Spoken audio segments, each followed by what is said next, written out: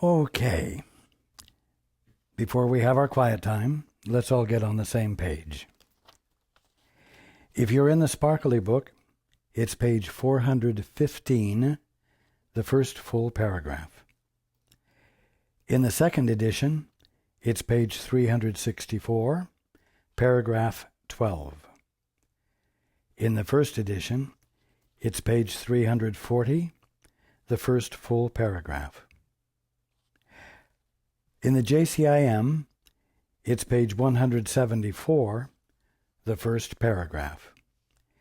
And if you're reading from the CIMS edition, it's page 349, paragraph 54.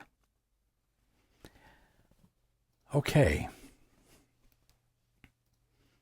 Let's take a few moments to be quiet together.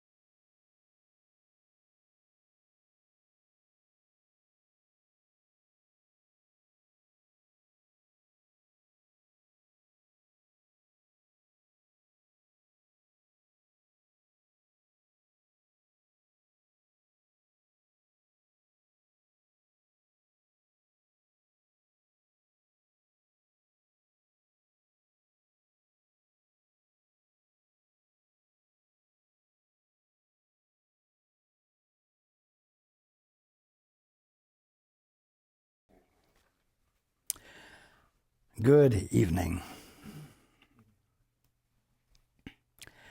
And welcome to everyone who's joining us on the internet. How was your week? How well did you stay in touch with the practice of the Holy Instant?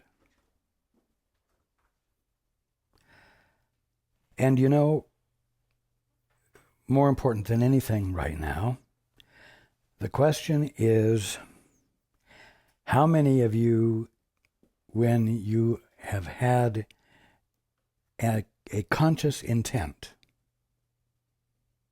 to do the two-step, to practice the Holy Instant, for the purpose of experiencing the holy relationship, have found that some of your worst behaviors have come out. Some of your bitchiest attitudes have fought for a place on the floor to speak from and take charge and be? How many of you have had the surprising experience of not having a simple ongoing influx of inspiration? You're the ones I'm talking to tonight.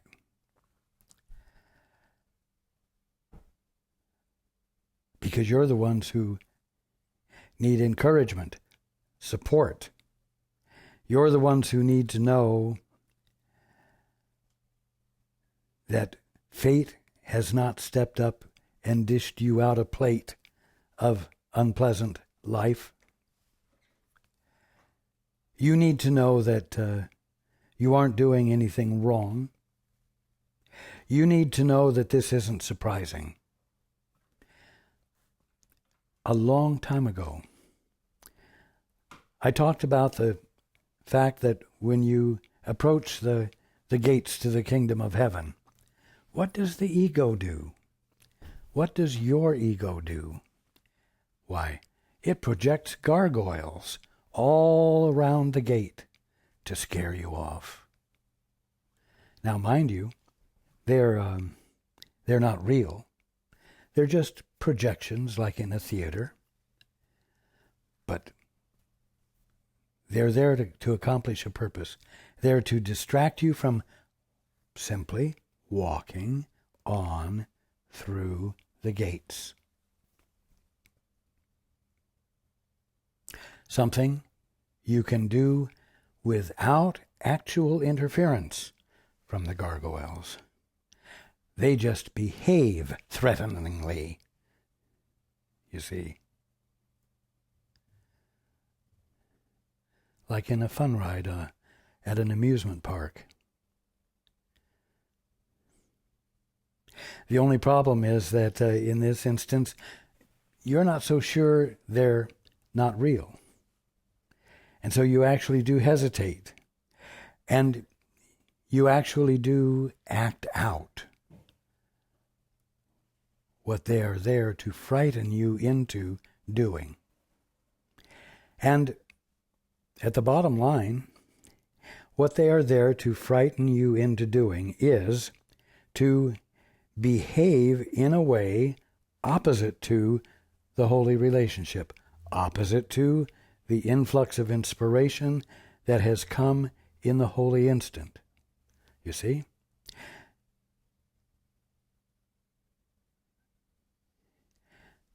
The gargoyles are indirect.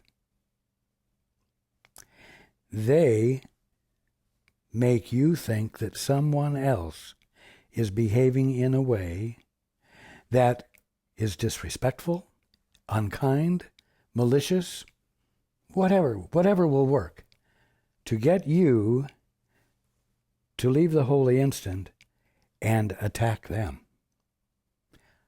Stand up for yourself. Demand respect.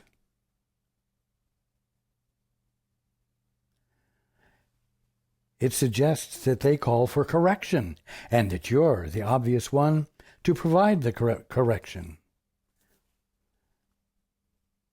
And you feel it, and you don't mind speaking up.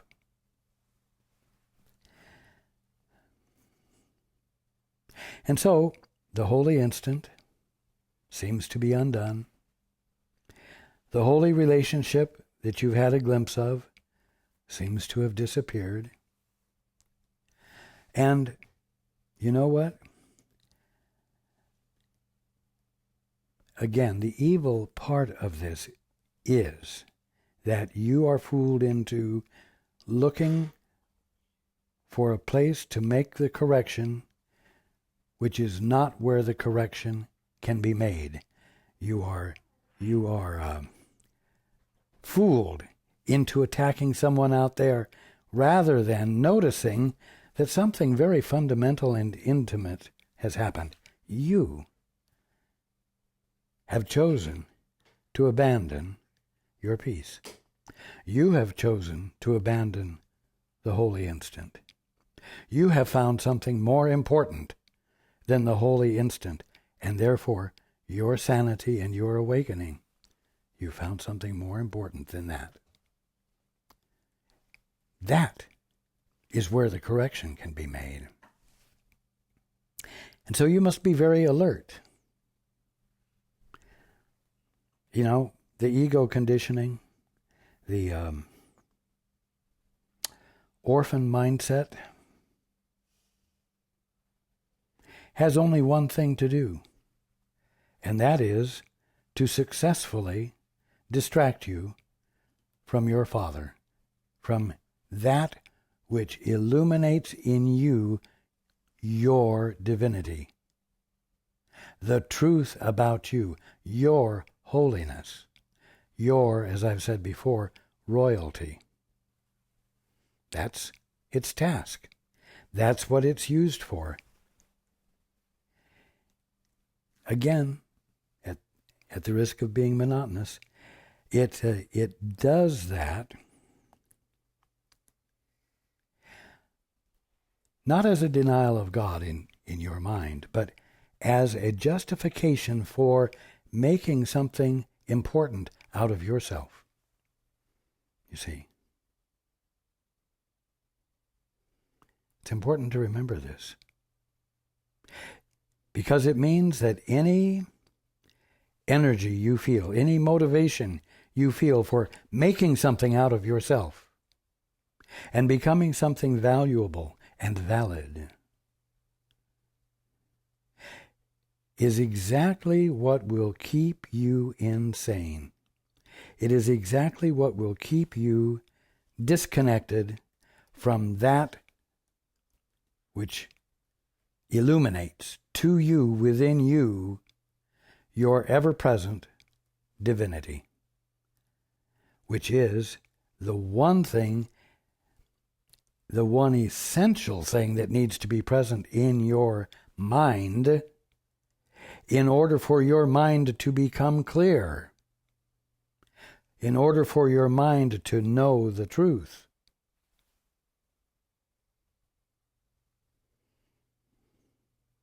So don't be surprised if during this past week you found yourself easily distracted and easily motivated into being mean-spirited, even perhaps malicious, caustic, arrogant, thoughtless. I mean, behavior that after it happened you say, what got into me? This isn't me. This isn't the way I behave. This isn't normal. Well, that's true. It's not. And you're going to have to use a little bit of reverse psychology and recognize and be able to acknowledge, wow, I must be getting near something important. If the ego is going to go to this much trouble to distract me from it, if it is going to engage me in self-defense that can be mean-spirited and unkind,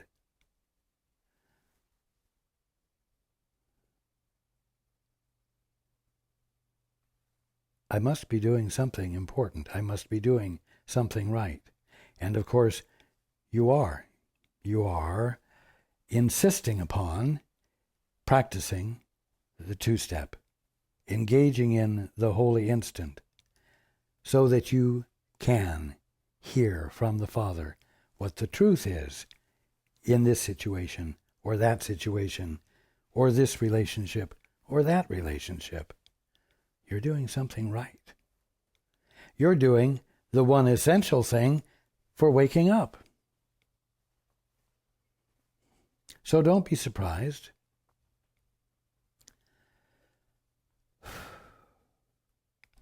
But now, you've got to be careful here too, because the ego will come in and say, when you've engaged in this little bit of reverse psychology, oh yes, now we're going to handle this one well, because you're doing something really important. Why, you may be the first one to wake up since Jesus. And in your waking up, you will bless the whole world. And it gets your pride juices flowing. And now it begins to feel like it might be a really wonderful thing to do, to engage in the holy instant and the holy relationship.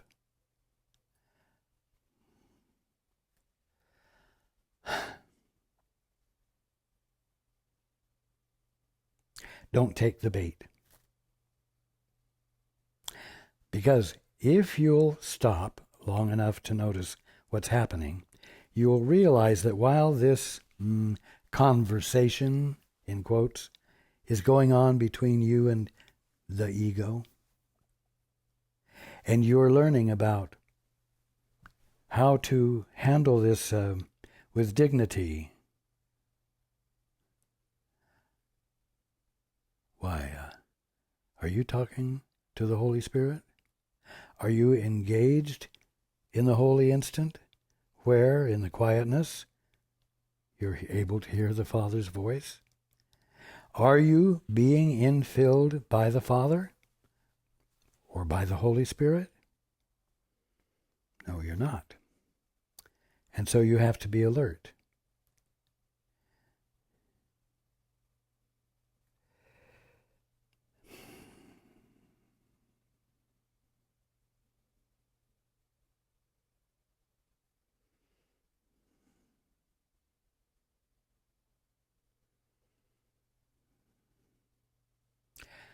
How are you going to remember to come back to the holy instant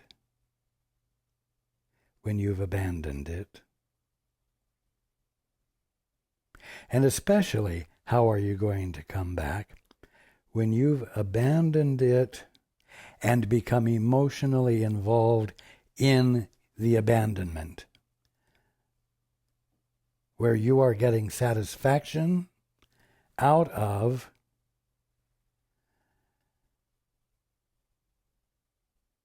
exercising your will, protecting your ass from your partner, who from time to time the ego will have you seeing as someone who is against you.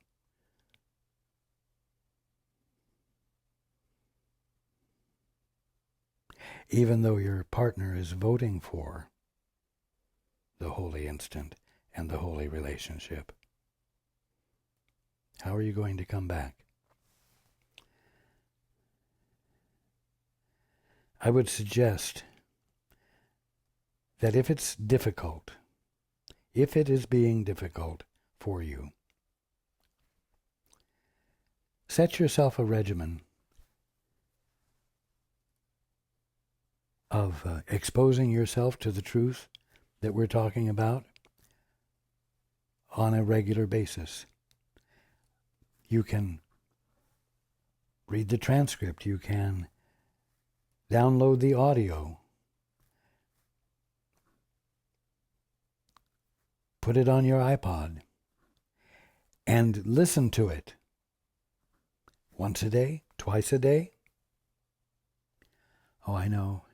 It lasts about an hour. That's a long time. Yeah, right. Well, obviously you're not important enough for that.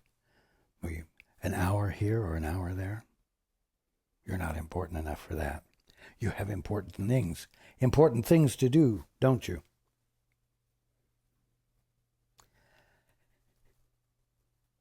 Things that will cause your world to collapse around you if you don't attend to them. And yet if you don't attend to your waking up, you're living in a world you're living in a kingdom of heaven that has already collapsed around you, at least to your perception.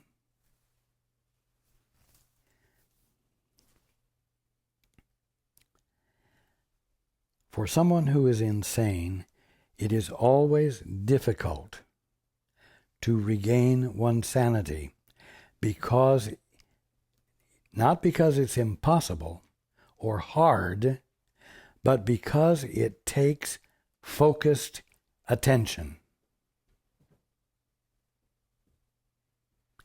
which, when you're insane, it's hard to justify. You might even say, well, it's hard for my mind to wrap itself around these things because I'm insane. Bullshit.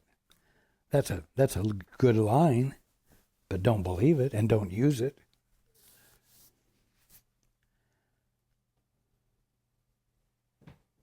So, provide yourself with what we'll call a trigger, a reminder. And you don't have to listen for a whole hour. But if you'll listen for 5 minutes, you will find yourself significantly reminded of where your attention needs to be and why. And then you can begin again until you lose it.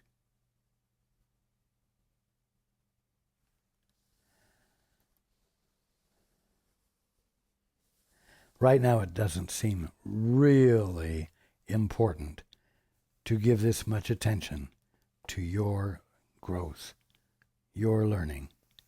But I'm telling you that it is.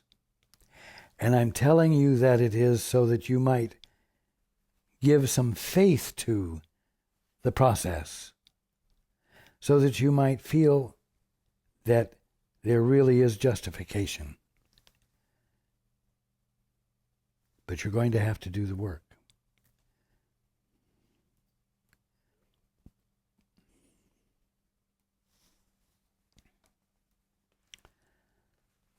Let's go into the book.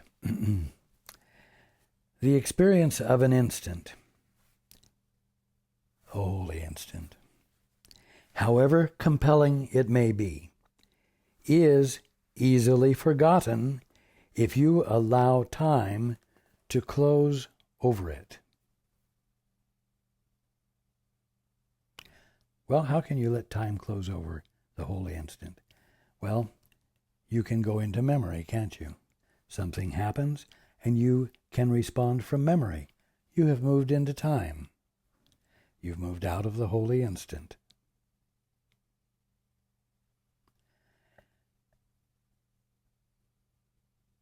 The experience of an instant, however compelling it may be, is easily forgotten if you allow time to close over it.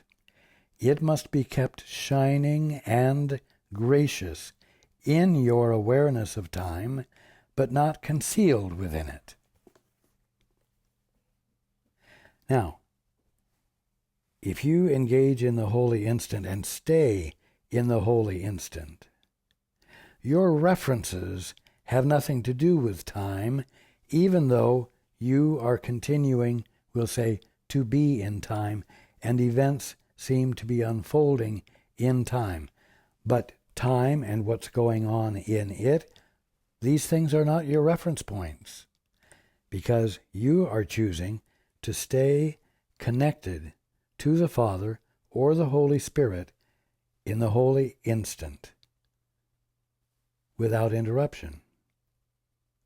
So that is how you keep the holy instant shining and gracious in your awareness of time, but not concealed within it.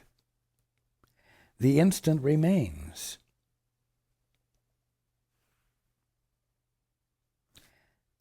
But where are you? Are you in it, or are you in time?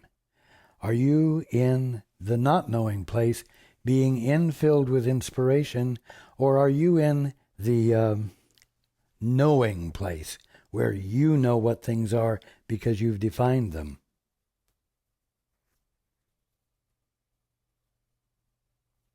And where you are bound by the definitions? Where are you? Have you abandoned listening and begun thinking? Where are you? The instant remains, but where are you? To give thanks to each other is to appreciate the holy instant, and thus enable its results to be accepted and shared. To give thanks to each other. That means to be in an attitude of appreciation. And when you're in an attitude of appreciation, of love, there is no inconsistent behavior that can arise. There is no mean-spirited presence, mean-spiritedness present to be shared, to be acted out.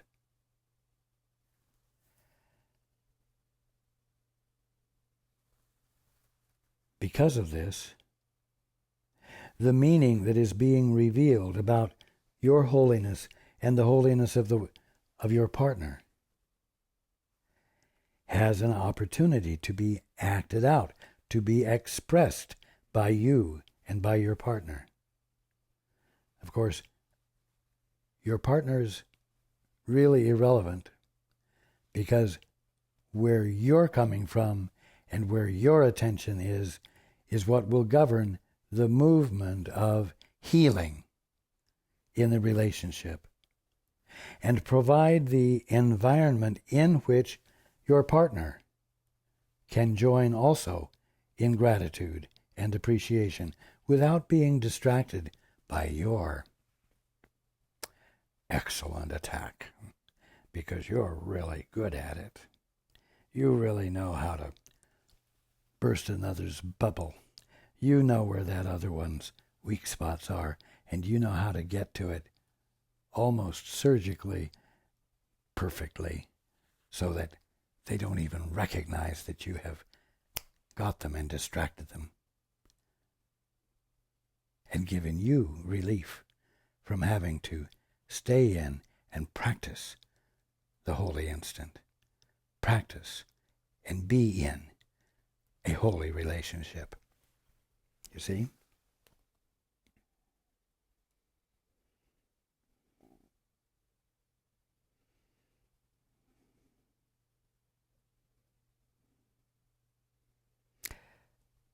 To attack each other, which you're now beginning to find you do quite easily and quite spontaneously and with little self-governance going on. To attack each other is not to lose the instant, but to make it powerless in its effects. I'm going to put it this way. Close your eyes. Now, even with your eyes closed, you know that you're conscious. You're aware. Awareness is the holy instant. Or awareness is where the holy instant is experienced. Awareness is the arena of the holy instant, you see. So the holy instant has always been present, always been available, but no one has been giving any attention to it, because everybody has been too busy working out their own salvation on their own terms. So, to attack each other is not to lose the instant, because it's ever present. It is the very context or arena of your awareness, of your conscious awareness. But to attack each other is not to lose the instant, but to make it powerless in its effects.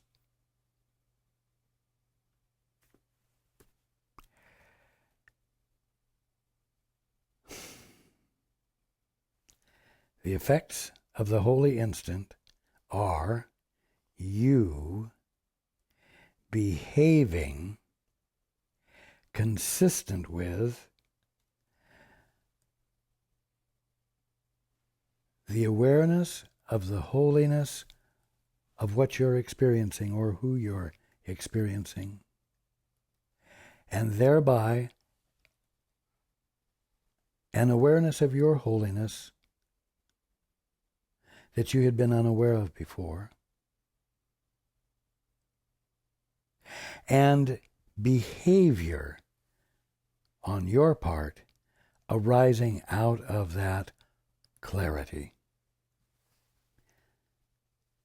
Those are the effects of the holy instant. But you render the holy instant powerless. You render those effects non-existent when you abandon the holy instant and choose instead to think and to behave on the basis of your thinking, your judgments, your concepts. You see?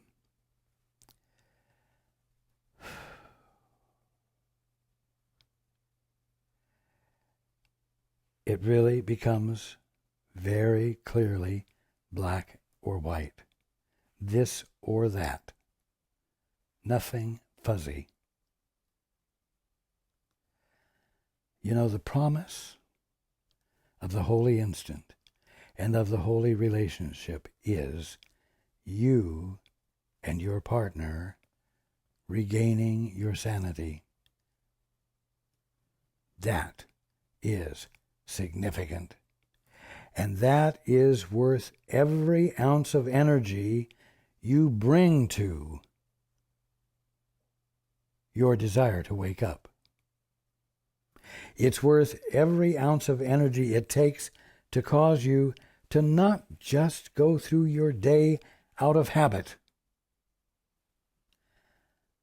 but to stay so very alert and attentive that if anything is going on more than what you expect, if there is more of what God is being there than what you're seeing, you want to see it. And you're not going to settle back until you have the experience.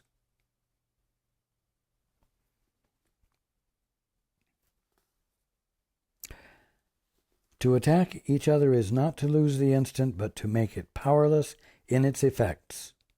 You have received the holy instant, but you have established a condition in which you cannot use it. What's that condition? It's that you've withdrawn your attention and given it someplace else, with no connection with your source involved in it. That's simple. As a result, you do not realize that it is with you still. And by cutting yourself off from its what? Its expression, you have denied yourself its benefit. It's like if you want to see a movie, you can't stand outside of the theater.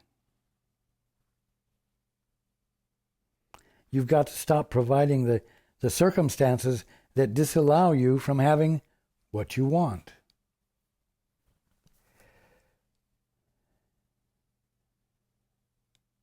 You reinforce this every time you attack each other. For the attack must blind you to yourself. And it is impossible to deny yourself and recognize what has been given and received by you. You get that? It's impossible to deny yourself.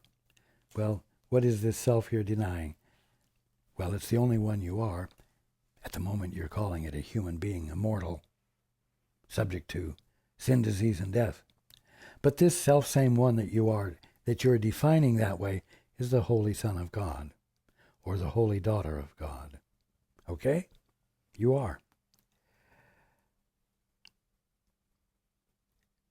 You, as a mortal, as a puny little orphan, you have, from that place, practiced the two-step, the holy instant, and you have experienced the influx of the inspiration of truth. Okay? That has been given, and it's been received by you. It has. But now, are you going to keep that in mind? Or are you going to abandon it for the pleasure of self-will expressed and manipulation to put yourself in a position of advantage? It's one or the other, and it is that simple.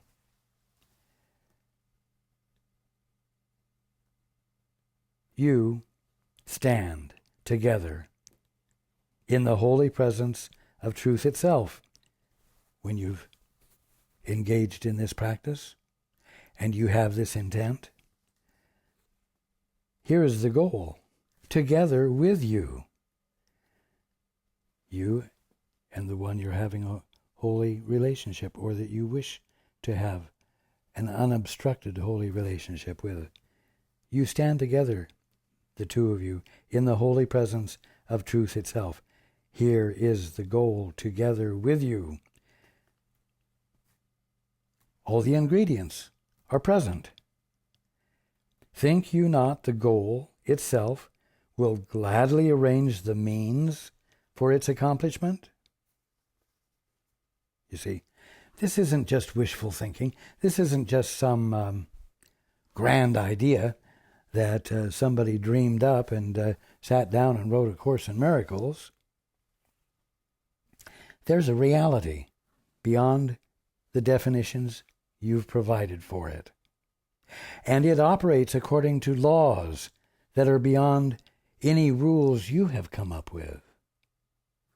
And although the idea of there being laws that you're bound by seems to be oppression to you because independence is so important, the fact is that it's your salvation. The laws that govern you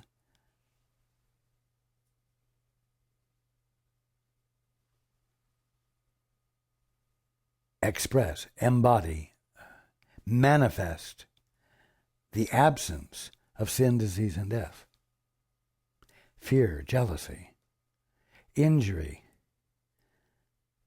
loss.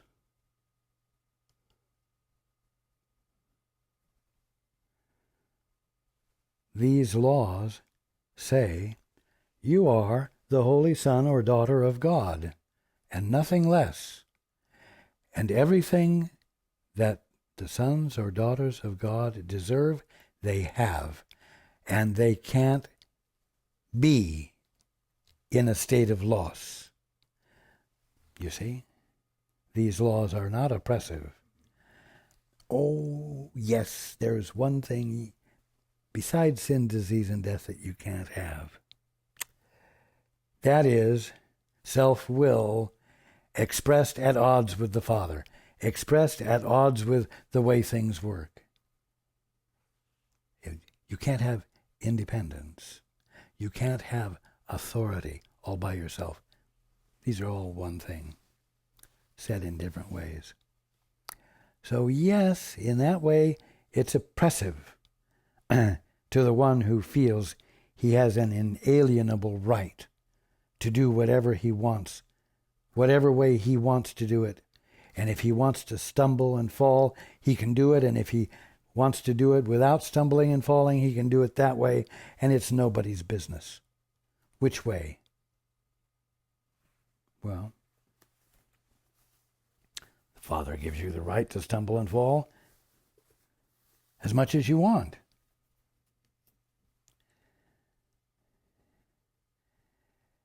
The Father gives you the right to behave stupidly if you want.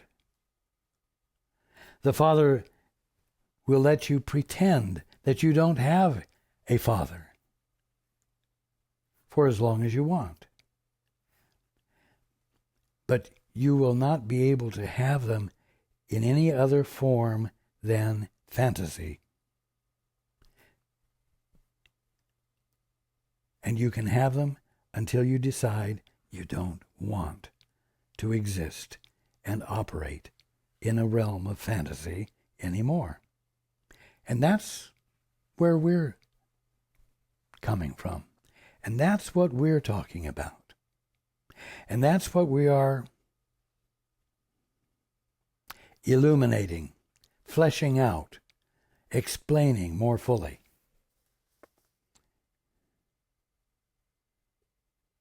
Think you not the goal itself will gladly arrange the means for its accomplishment?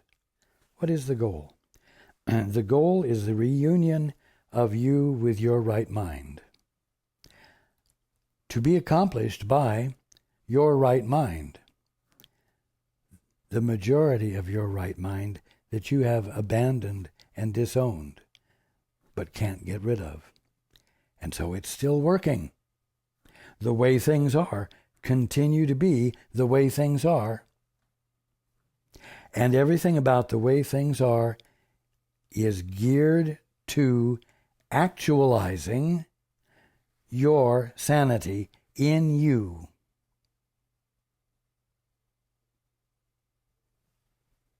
It's that simple. Now that goal is set in place by God. It's set in place by, quote, the way things are, unquote, whether you choose to believe them or not. So, you are experiencing illumination, if only through my words. And the illumination is of that which will move you back into your right mind, because God is all. And you are finally at a point of being willing to undo the divorce. Stop behaving as though you're fatherless, sourceless. This is good. It is just this same discrepancy between the purpose that has been accepted and the means as they stand now, which seems to make you suffer, but which makes heaven glad. You see, you experience a discrepancy because you're looking from two different vantage points simultaneously.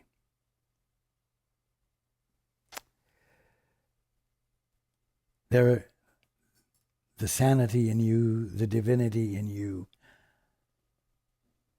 recognizes the existence of a holy instant and a holy relationship.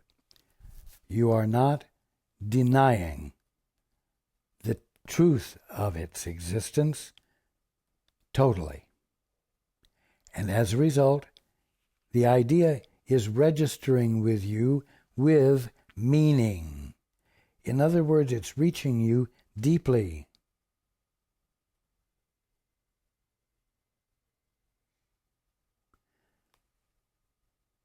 Part of you recognizes that. And it also recognizes that the means for awakening completely involve yielding to God. But in more practical terms than that, yielding to your capital S self, yielding to the Holy Spirit, which is nothing more than your right mind.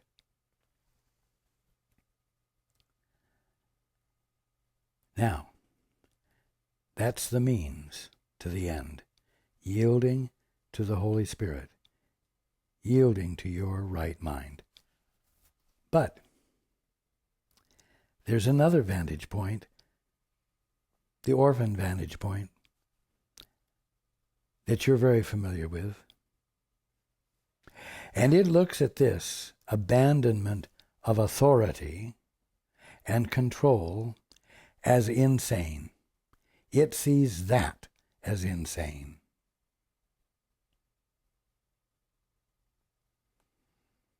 And so you have a conflict. There seem to be two means to having the experience of your sanity. One is think on your own and listen to your ego. The other is abandon your ego and your self-made authority and yield to the Father. The latter, yielding to the Father,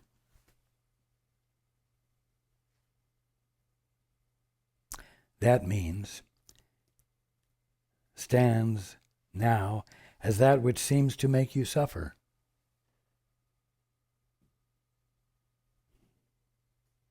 But which makes heaven glad. Now you've got to understand this, else you will give up before the suffering ends, before the confusion ceases. And I'm here to encourage you to persist, even though confusion hasn't dissolved and peace and security hasn't emerged fully.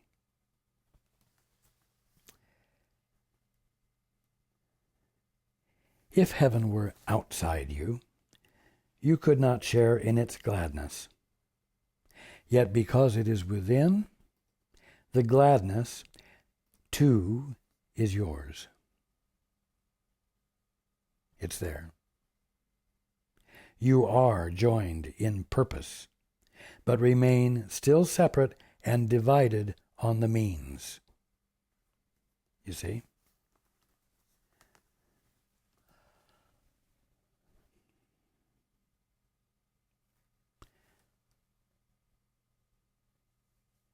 This is helpful. This is specifically helpful because now you know where the difficulty is. It's in the misperception of the means.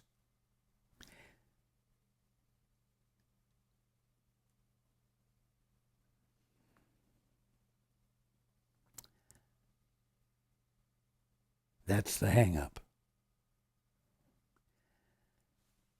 Again, because it's so simple and it can seem to be difficult to grasp. The means for awakening, the means for achieving, for lack of better words, the holy relationship is the two-step. The practice of the holy instant. Two-step. Shutting up and reaching out. Father, what is the truth here? Holy instant, in the silence and the pregnancy of your question, the influx of inspiration and truth is provided to you. Changing your perceptions of everything, allowing you to look at what you thought was just a material world and universe and find it to be actually the kingdom of heaven, holding much more for you than you have dreamed. And then the behavior in that world and with everything in that world based on the revelation that has occurred to you. And now the holy instant and the truth learned in it has found expression, and you are having now a holy relationship. That is the simple, those are the simple steps to waking up, to abandoning any thought or experience of sin, disease, and death ever again.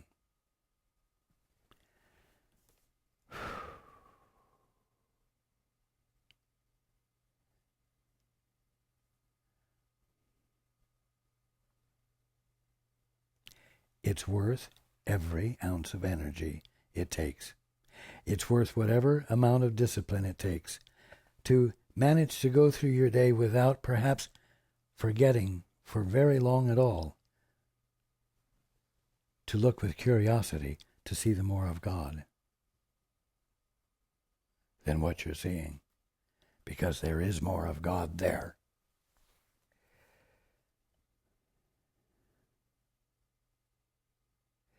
Yet, although you're hung up on the means, you can seem to be successfully distracted from the means. The goal is fixed, firm, and unalterable, and the means will surely fall in place because the goal is sure. Because there are rules, because God has made everything as He has made them, and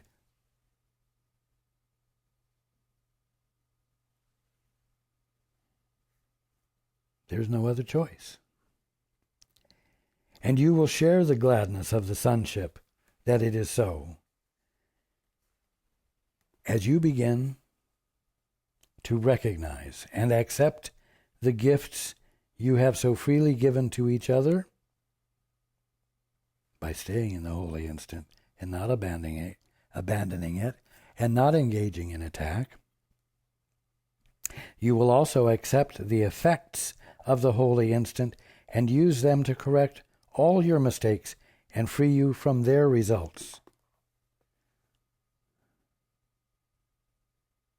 It's the healing of relationships. It's all inclusive, not just with a partner, but with all of the brotherhood and all of creation.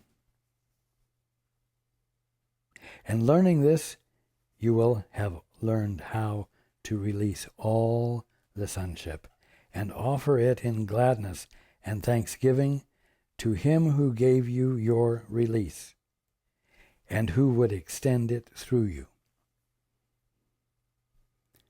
You will release the sonship, the brotherhood, from all of the misperceptions that you have held them to.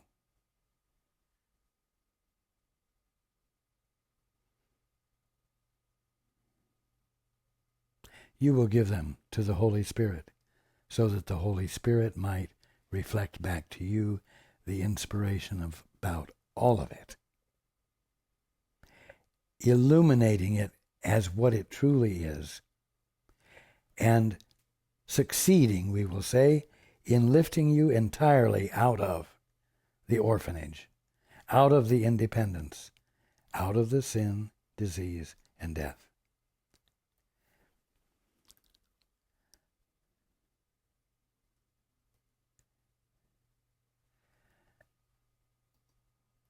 Tomorrow,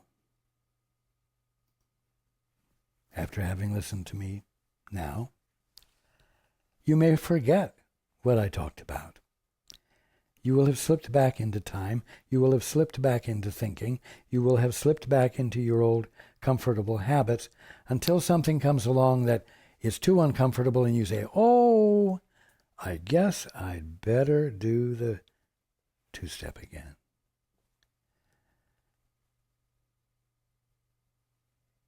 It's going to happen. You will slip. You will forget. And you will find yourself reminded. But honor your coming home enough to provide you with a little bit of structure, a little bit of obedient structure, and give yourself set times to remind yourself by going to the book, the course, by going to a transcript of this meeting, or listening to the audio tapes, so that you might be reminded with feeling, not just intellectual awareness, but be reminded with feeling that you really want to do this, and you really don't want to lose your way, and you really don't want to be stuck. I love you. I love you all.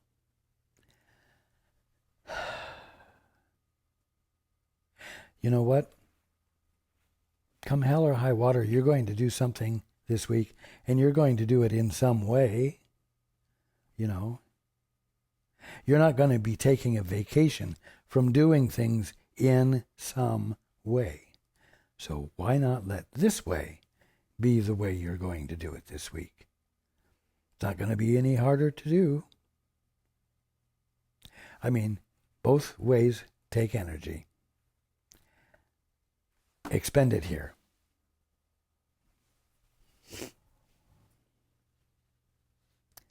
Okay. I look forward to being with you next time.